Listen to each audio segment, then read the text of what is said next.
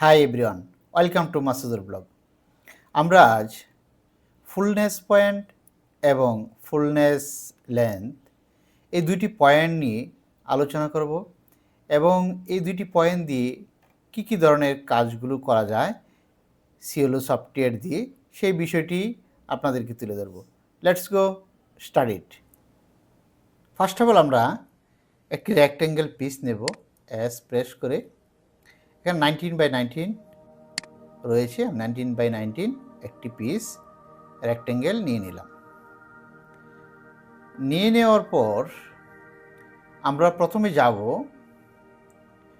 Slash and split টুলসে যাওয়ার পর আমরা লেফট ক্লিক করে দেখতে পাবো fullness point and fullness length, দুটি পয়েন্ট। আমরা ফার্স্ট অফ অল আমরা ফুলনেস পয়েন্টটা নিয়ে কিভাবে কাজ করা যায় সেটি দেখব। আমরা এই পয়েন্ট থেকে যে কোনো একটি স্থানে আমরা ক্লিক করব, বা আমরা আমাদের রিকোয়ার্ড কোনো পয়েন্ট যদি থাকে সেখানে আমরা এই পয়েন্টটিতে আমরা ক্লিক করলাম, আমি করলাম। করার পর এই পয়েন্টটিতে আমি ক্লিক করব।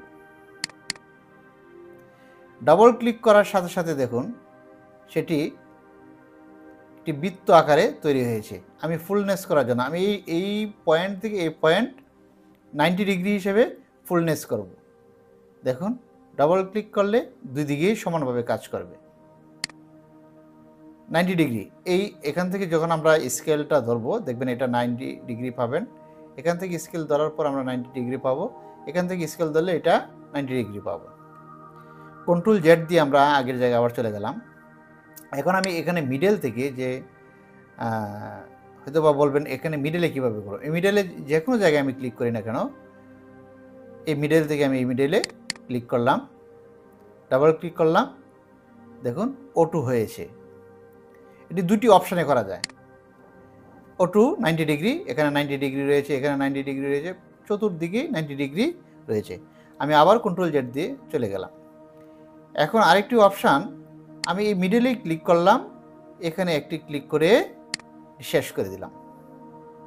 বাইরে ক্লিক করে এখন আমি যদি লেফট সাইডে ক্লিক করি লাইনের উপর, আমি শুধু এটা লেফট সাইডটাকেই 90 ডিগ্রি করতে পারবো।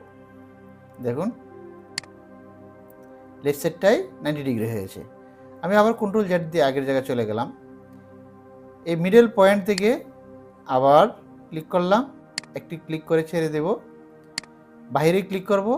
এখন রাইট সাইডে আমি এটা 90 ডিগ্রি করব, বা 45 ডিগ্রি আমরা করব। যখন আমরা এটি করব দেখুন চতুর্দিকে কিন্তু মেজারমেন্ট দেখাচ্ছে আমরা কত ডিগ্রি এটা রোটেট করছি। ফুলনেসের কাজটি আসলে এই ধরনেরই। আমরা কন্ট্রোল জেড দিয়ে আবার আগের জায়গায় চলে যাব। এখন আমরা এই পয়েন্ট থেকে এই পয়েন্টে এটি একটি পয়েন্টে ধরবো আর একটি পয়েন্ট ছাড়া ধরবো। আমি এই পয়েন্টে ধরলাম, এই পয়েন্টে ধরে এখানে মিডলে ক্লিক করলাম, দেখুন 90 ডিগ্রি হিসেবে এটি হয়ে যাচ্ছে। প্রত্যেকটা পয়েন্টের দিকে কিন্তু এখন 90 ডিগ্রি রয়েছে। ফুলনেসের মূলত কাজ এটি। এখন আমরা কন্ট্রোল জেড দিয়ে আগের জায়গা যাব, কন্ট্রোল জেড প্রেস করে এই পার্টটাকে আমরা এদিকে রেখে দেব। এখন আমরা আরেকটি পয়েন্টে যাব, সেম আমরা এস প্রেস করে একটি রেক্ট্যাঙ্গেল নিব, আমি আমার পছন্দ মতো নিব। আপনারা মেজারমেন্ট অনুযায়ী বা বায়ের রিকোয়ার্ড অনুযায়ী সেটি কাজ করবেন। আবার জেড প্রেস করে আমি সেটিকে করব। যাব আমরা আবার ফুলনেস লাইনে।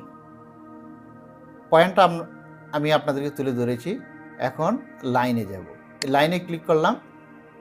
ক্লিক করার পর এই লাইনের কাজটা হলো আপনি যেখান থেকে যান না কেন একটি পয়েন্ট থেকে আরেকটি পয়েন্ট আপনি যদি প্রথমে মার্ক করে রাখবেন, বা মার্ক ছাড়া আপনি নিজের পছন্দ অনুযায়ী করতে চাইলে একটি মার্ক করবেন। আবার সেমভাবে অপোজিটে একটি মার্ক করবেন। দ্বিতীয়বার এটি ক্লিক করার সাথে সাথে একটি ফরম্যাট চলে আসবে। দেখুন এই ফরম্যাটে আছে fullness, line length, distance move, slice line length, distance move. এখন আমরা সেটিকে প্রথম ফুলনেস লেন্থটা আমরা ক্লিক করব। এখানে কিন্তু ক্লিক করা থাকা অবস্থায় আমাদের কাজটি করতে হবে।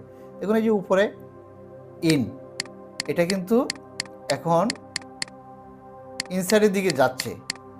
কতটুকু যাচ্ছে মেজারমেন্ট এখানে শো করতেছে। দেখুন আবার যদি আমি নিচে ক্লিক করি সেটি আবার এদিকে যায়, আবার উপরের দিকে ক্লিক করলে এটা এদিকে চলে যাবে। এখন আমি যদি নিচের লাইনে ডিস্টেন্স মুভ করি তাহলে কিন্তু এটা বাড়বে, ডিস্টেন্সটা বাড়বে। দেখুন এই ডিস্টেন্সটা কিন্তু বাড়তেছে, এখানে ডিস্টেন্সটা কিন্তু বাড়তেছে, এখানে রাউন্ডের এটা কিন্তু বাড়তেছে। যতটুকু শেপ হবে ততটুকু এটা বাড়বে। আচ্ছা, এখন ডিস্টেন্স মুভ যদি মুভে দেই সেটিও কিন্তু আগের জায়গায় যাবে, কিন্তু বাড়তি অবস্থায় যাবে।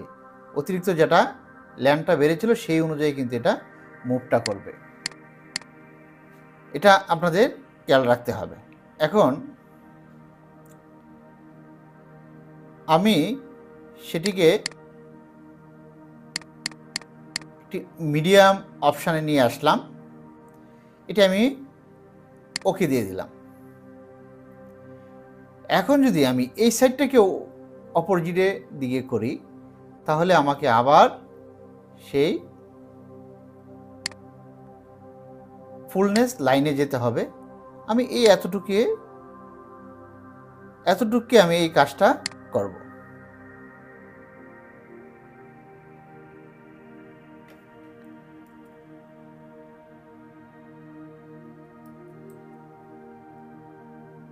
আমি এতটুকুই কাজটা করব। আমি আবার এই পিসটি নিয়ে নিচ্ছি, একটি রেক্টেঙ্গেল পিস নিয়ে নিব,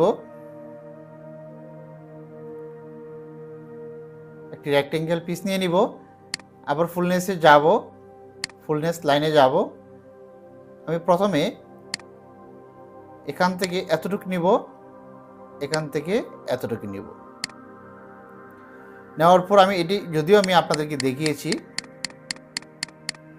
দেখুন এখন আমি এটিকে অপোজিটের দিকে নিয়ে যাব, ওকে দিয়ে দিলাম। আবার ফুলনেসে যাব, যাওয়ার পর প্রথম আমরা শুরু করেছিলাম এখান থেকে এখানে, এখান থেকে এখানে। এখন এখান থেকে এখানে শুরু করব, সেম ওয়েতে এখান থেকে এখানে শুরু করব। এখন দেখুন এটি উল্টা দিকে, বিপরীত দিকে এটি মুভ করছে। দেখুন